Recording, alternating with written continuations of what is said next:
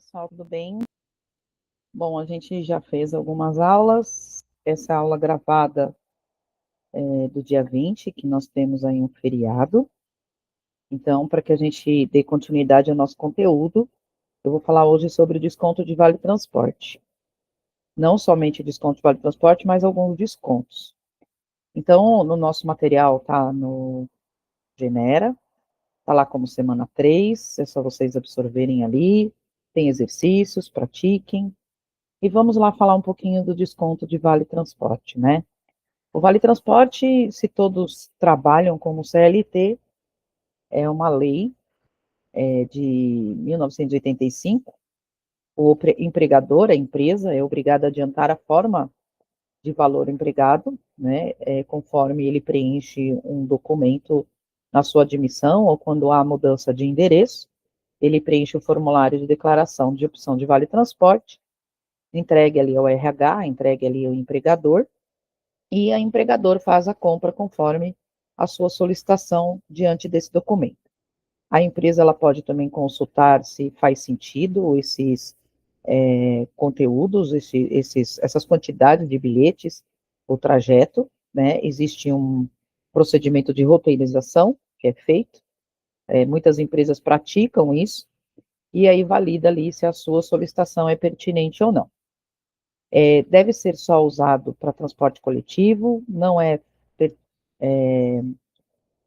pago em espécie, ou seja, em dinheiro, e aí também a empresa pode optar em pagar num fretado, por exemplo, né? Você pode ter ali o fretado da empresa, em alguns pontos específicos, e aí não precisa fornecer o vale transporte, somente nessa situação, tá? Senão ele não caracteriza ali o que é realmente o vale transporte, tá? Quando a gente ainda fala de vale transporte, então, como eu falei, não pode fornecer em espécie. A gente tem ali custeado 6% do salário base do funcionário. Então, você pega o salário do funcionário e a gente já vai ver aí a explicação do cálculo. E aí você pega ali a questão dos 6% do salário. Vale lembrar que o Vale Transporte ele é exclusivamente para pagar, né, para se deslocar da residência do empregado até o empregador, até a empresa, e vice-versa. Se usar diferente disso, está usando de forma ilegal. Não é o que diz a lei. Então, a lei é a ida e vinda ao trabalho. Então, muitas pessoas às vezes vão para a faculdade, vão usar o vale transporte no sábado, isso não pode, tá? Então, esse desconto, ele só é permitido e o fornecimento do vale transporte só é permitido desde que se tenha a ida e vinda ao trabalho, ok? Eu vou colocar aqui um exemplo, como a gente está falando do departamento pessoal, são os cálculos. Então, eu falo um pouquinho ali da legislação, o que é, o que pode, o que não pode, e eu vou te falar aí a parte de cálculo agora, de como que a gente tem essa parte de cálculo. Eu não sei se estão vendo minha tela ou não, eu não consigo me ver, né? Eu acredito que vocês estejam vendo a minha tela, que está projetada. Caso não esteja projetada, é o slide da semana 3, que está lá de Vale Transporte, e eu estou falando do slide número 5, tá? Então, sobre o desconto de Vale Transporte. Só vou voltar um pouquinho aqui para ver se realmente minha tela está aqui ou não, que eu acho que, ela está sim, vocês estão vendo minha tela. Então, ótimo. Eu vou voltar para lá para ficar fazendo aí a leitura dela, e eu espero que vocês continuem olhando, tá? Mas é como eu falei, se não tiver, tem o material do que exatamente eu estou falando, tem o material para vocês acompanharem. Vocês podem abrir o material da semana 3 e vocês vão verificar exatamente esse material, tá? Então, quando a gente fala ali de desconto, né, tem um exemplo. Então, uma pessoa ganha R$ 1.000, ela tem duas conduções por dia, ou seja, uma para ir para trabalhar e uma para voltar do trabalho. No mês, aqui como exemplo, tem 25 dias úteis e tem R$ 2,30 cada condução. Então, se a gente multiplicar ali, né, 25 dias vezes 2 por dia, eu tenho que dar 50 bilhetes para essa pessoa para ir e vir ao trabalho. Então, eu tenho que comprar em dinheiro, né, em quantidade são 50 conduções, e em dinheiro eu vou multiplicar pelo valor de cada condução que está ali no exemplo. Então, eu vou pegar 50 conduções, 50 bilhetes que eu tenho que fornecer, vezes R$2,30. Eu vou fornecer para essa pessoa R$115. Como o desconto que a lei diz são 6% do salário, então a pessoa tem R$1.000 vezes 6%, vai dar R$60 de desconto. Só que eu forneci R$115 de bilhete, né? Como que fica o desconto dessa pessoa?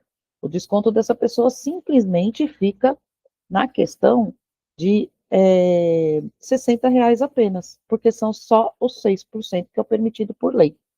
Então, o custo da empresa acaba sendo de R$55, ou seja, eu tive R$115 de compras de bilhete, eu recuperei R$60, que é o desconto permitido por lei desse colaborador, e ficou ali R$55 de custo para a empresa. Se fosse o inverso, né, se eu tivesse fornecido para ele, vamos dizer, R$60, e o desconto dele é R$60, permanece desse jeito.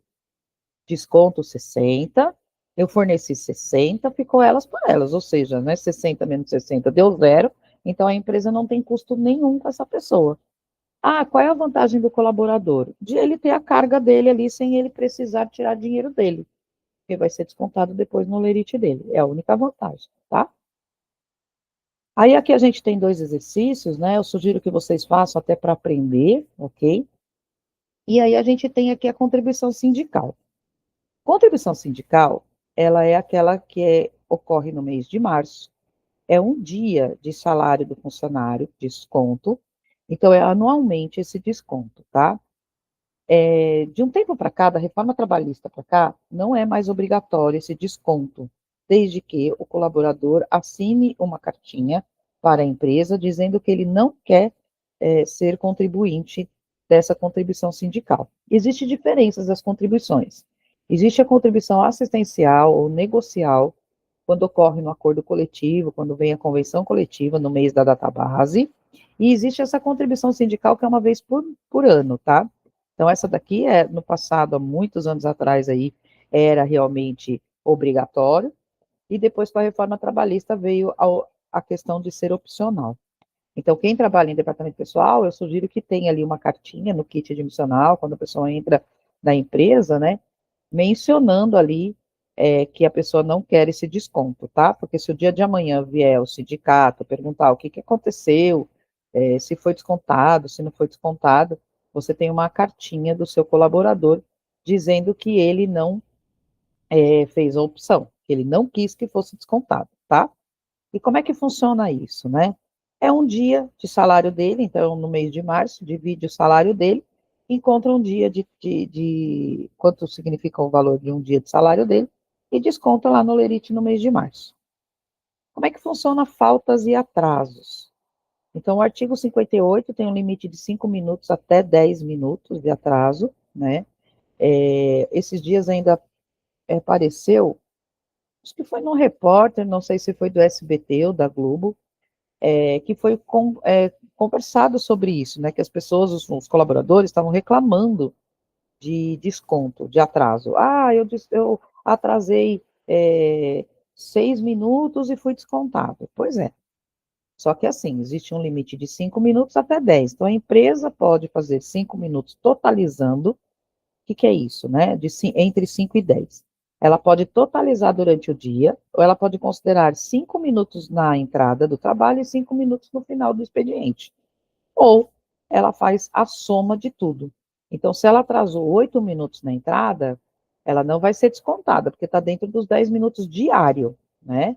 Então, aí ela vai ser descontada se ela ultrapassar os 10 minutos. Agora, se a empresa considerar que são 5 minutos para entrar e 5 minutos na hora de ir embora, antecipadamente, ele vai fazer exatamente isso, tá? Ele vai considerar, né? É, ele vai considerar essa questão de você descontar ali essa. Eu estou vendo, desculpa, parei um pouco aqui, porque eu voltei para a imagem, né?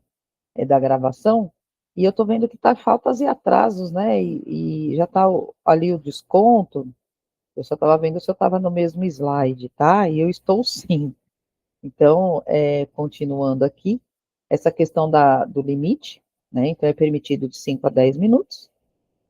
O artigo 473 diz que as faltas justificadas são aquelas que são comprovadas por atestado médico, aquelas que são permitidas legalmente, tá?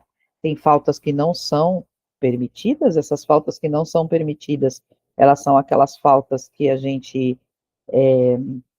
não tem nenhuma justificada, que a gente chama de injustificada, e tem as faltas justificadas, que são aquelas por atestado médico permitidas por lei. E aí é autorizado o desconto de DSR. Então, quando eu trabalho a semana toda, né, eu trabalho de segunda a sábado, eu trabalho de segunda a sexta, eu ganho o domingo e os feriados. Então, quando tem ali um feriado, né, quando tem um domingo, eu vou descontar também se ele faltar na semana. Isso cabe tanto para atraso quanto para falta. Como é que eu faço essa continha, né? Então, olha só, aqui eu tenho um exemplo, uma pessoa ganha R$ 2.000, ela tem uma falta no dia 20 de abril e teve um feriado no dia 21 de abril. Então, eu vou ver quanto que ela ganha por dia, vou pegar os R$ 2.000 dividido por 30, vai dar R$ 100 por dia, e aí ela teve uma falta e teve um feriado, né? E um domingo. Então, ela vai perder 3 dias de falta aqui. Então, o desconto de falta de um dia dela são R$ 100, vai ser ali os R$ 100 referente à falta, e mais R$ 200 referente aos DSRs, que seria o domingo e o feriado. Então, veja, a pessoa faltou um dia, são descontados 3 quando ocorre na semana do feriado. E o desconto, a apuração, para identificar o DSR, o feriado, é semanal. Então, pode ser de domingo a sábado, né? Tem empresas que fazem de sábado a sexta. O mais comum é de domingo a sábado, ok?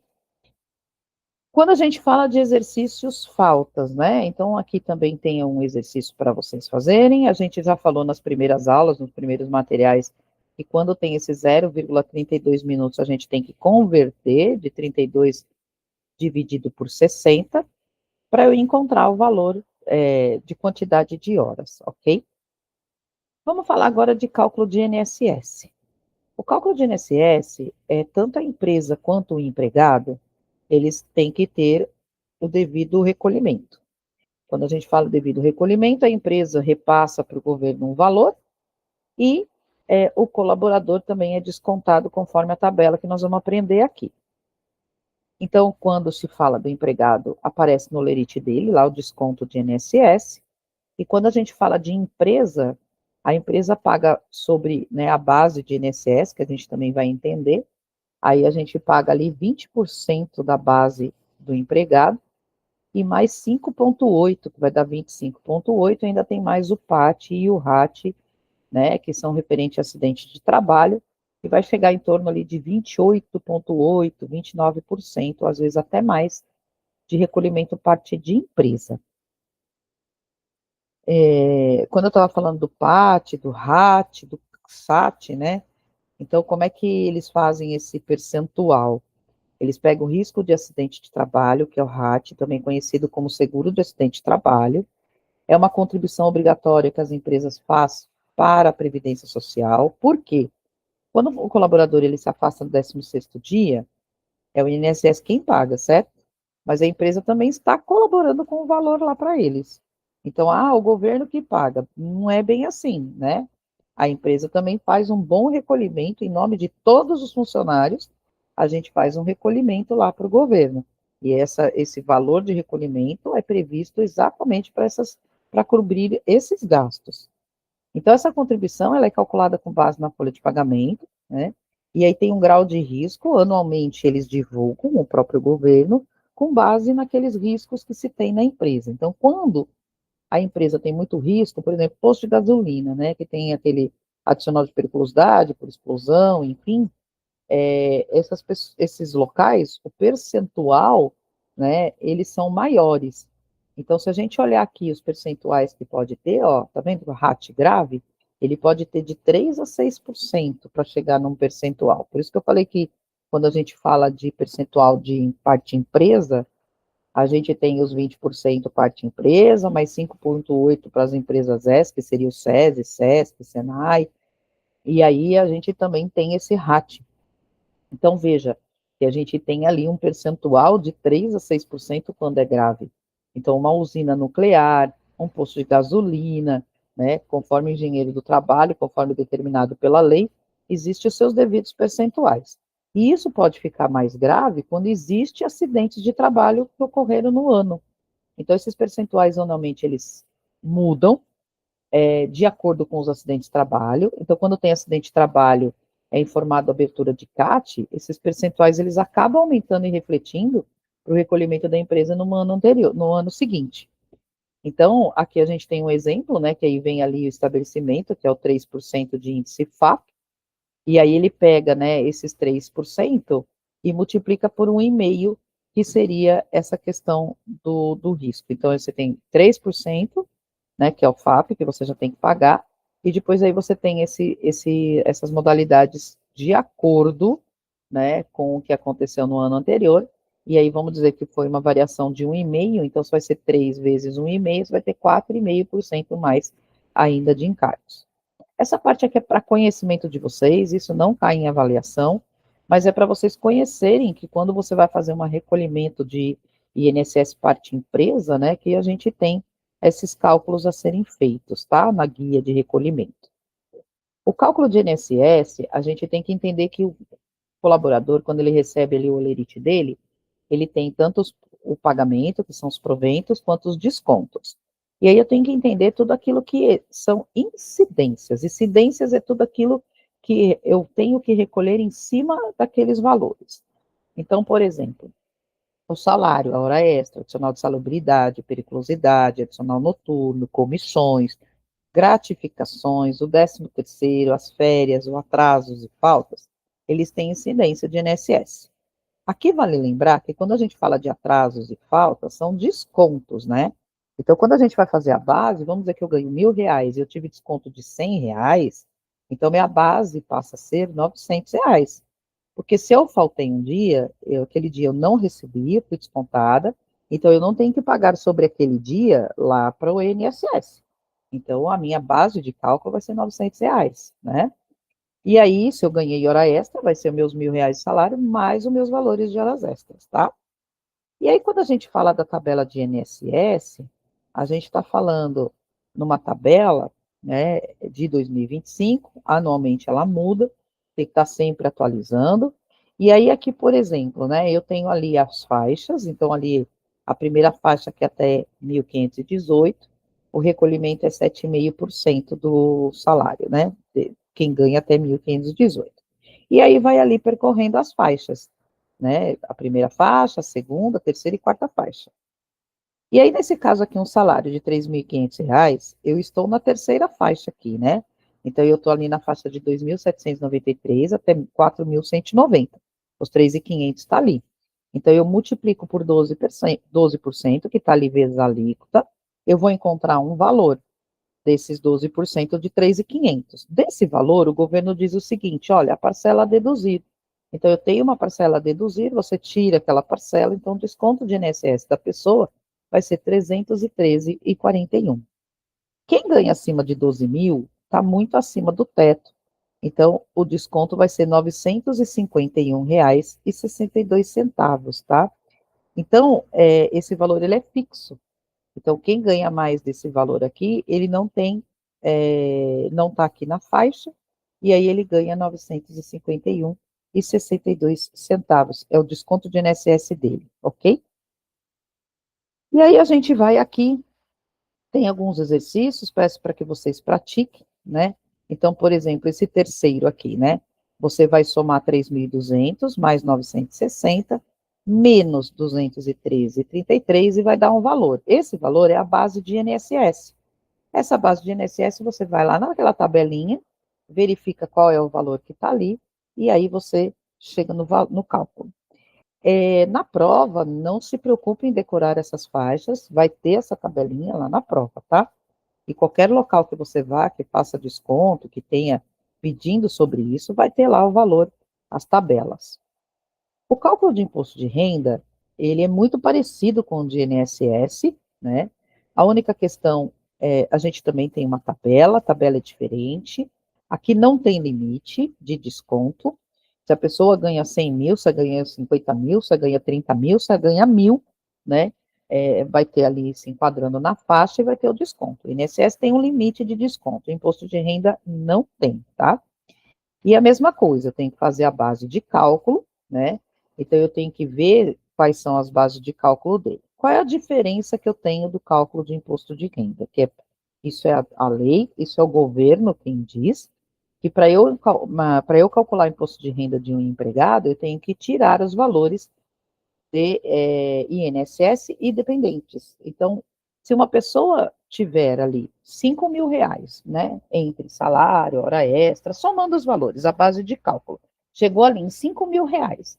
Então, se ela tiver dependentes, quem são esses dependentes, né? São as esposas, os maridos, os filhos até 21 anos, ou até 24 anos, desde que estejam estudando o ensino superior ou escola técnica, os pais e avós, desde que se encaixem nos critérios, desde que estejam lá no INSS, que eles não tenham rendas, e aí também pode ser dependente, e aí cada dependente é 189,59. Se você tem 4 dependentes, vai ser 4 vezes 189,59, que é o valor que você pode abater da base de cálculo para encontrar o valor de imposto de renda, tá? Então, se deduz da base esse valor do INSS, pensão alimentícia e previdência privada, se tiver. Então, a tabela de imposto de renda, olha, ela é diferente. Então, veja que quem ganha acima de 4.664, ela tem 27,5% de imposto de renda e também tem um valor a deduzir. Então, encontro o valor e deduzo ali a questão do imposto de renda. Como é que funciona o cálculo de imposto de renda, né? Então, aqui a gente tem um exemplo de um funcionário com salário de R$ 4.800, ele tem um dependente legal para imposto de renda. Então, ele vai pegar ali a base de INSS, R$ 4.800, ele vai descontar, aí quando eu encontro ali, né, a base, como ele tem um dependente, então eu tenho que tirar o valor do dependente, né, que é a base líquida, então eu tenho que tirar ali o valor de imposto de renda dele e tirar, aliás, o valor do INSS dele e o dependente. Então, como eu preciso descontar para encontrar o desconto do imposto de renda, eu preciso encontrar também ali o INSS, então primeiro eu vou calcular o INSS. Então eu pego ali o valor de R$ 4.800, que é a base de INSS dele, a tabelinha lá, eu vou lá na faixa, eu vou entender que são 14%, aí eu encontro o valor. Esse vezes 14% deu R$ 672. Lá na tabelinha diz que eu posso deduzir R$ 190,40. Então, o desconto de INSS dele são R$ 481,60. Quando eu falo em base líquida de IR, que aí a diferença do desconto de INSS e desconto de imposto de renda, é que o governo permite que eu faça os abatimentos de INSS e meus dependentes. Então, é o que eu vou fazer. Eu vou pegar a mesma base de INSS, R$ 4.800, eu tiro meu desconto do INSS e tiro o desconto do dependente. Esse caso aqui tem um dependente, então R$ 189,59. Então, minha base de imposto de renda, minha base líquida é 4.128,81. Eu vou lá na tabelinha de imposto de renda, vou encontrar que são 22,5%, aí encontro um valor. Desse valor, lá mesmo na tabelinha também tem parcela a deduzir, tiro essa parcela e encontro 253,49, que é o meu desconto de imposto de renda, ok? Aqui tem alguns exercícios para vocês praticarem. Então, por exemplo, o 2, né? O salário da pessoa é 3.900, hora extra 215, DSR R$ 43, falta IDSR. A base de INSS e a base bruta de IR vai ser a soma desses 3 primeiros, né? E aí você tira a falta e tira o DSR, porque se eu não recebi, eu não vou descontar INSS em cima daquilo que eu não recebi, ok? Então a gente tem que tirar e vocês vão encontrar a base. Encontrou a base, vai lá na tabelinha de INSS e encontra, ok? Bom, gente, dessa semana 3 seria isso. A gente faria alguns exercícios em sala, mas como é aula gravada, então eu espero que vocês pratiquem um pouquinho desses exercícios. Qualquer dúvida, a gente fala no nosso último encontro e vocês podem me perguntar, tá bom? Eu desejo a vocês aí um excelente dia ou noite, quem estiver assistindo, né?